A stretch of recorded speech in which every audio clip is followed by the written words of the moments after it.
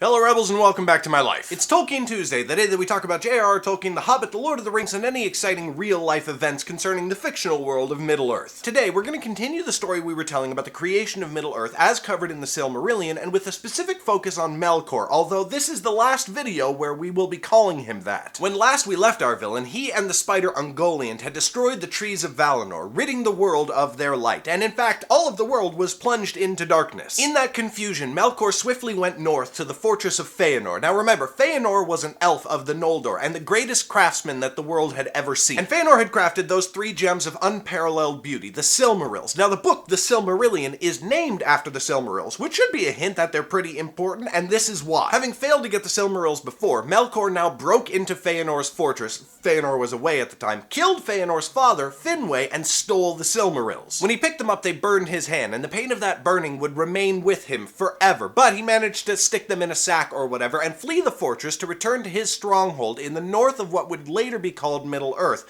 which was called Angband. Now all this time, the great spider Ungoliant was still with Melkor, because he had promised her that if she helped him destroy the Trees of Valinor, he would satiate her unending hunger by giving her anything that she wanted, with both hands open. And the unending darkness that surrounded and followed Ungoliant wherever she went was a big reason why they were able to escape the fortress and Valinor without the elves or any of the other Valar finding them. But just before they reached his fortress, Ungoliant asked Melkor to hold up his end of the deal. So he held out one hand with all of the treasure and the jewels that he had stolen from Feanor's fortress, but he kept his other hand behind his back, and in it he held the Silmarils. Ungoliant, it turns out, wasn't an idiot, so she asked him to open his other hand, like an eldritch horror version of the Shell game. Melkor became afraid and tried to run for his fortress. Ungoliant became enraged and attacked him. She bit him and poisoned him and wrapped him in her webs of eternal darkness, and Melkor screamed in agony so loud that his entire force was roused out of Angband and came to rescue him. A ton of orcs swarmed out of the fortress, but remember that Melkor also had entire armies of Balrogs. So imagine a few hundred or a few thousand of those rushing down towards you, and yeah, Ungoliant turned around and ran. The Balrogs might have caught her and destroyed her, but Melkor called them back because, you know, he had owies. So Ungoliant was able to flee far to the east, where she gave birth to innumerable hideous little spider babies, including Shelob from the third Lord of the Rings book and movie. Melkor retreated into Angband and began preparing and strengthening his defenses because he had a teeny little inkling that maybe the elves were a little bit ticked off and were gonna come and find him and, you know, do bad things to him. And boy did they, because as soon as the trees were destroyed, the other Valar realized that their light now only existed in a single place, in the Silmarils that Feanor had created. They called Feanor in and they were like, hey, so like the light of the trees like kind of makes the world a not terrible place, so why don't you give us the Silmarils so we can like somehow use them to light the world again? Feanor basically told them to piss off, and just at that moment, a messenger arrived, delivering word to all of them that Feanor's fortress had been broken into,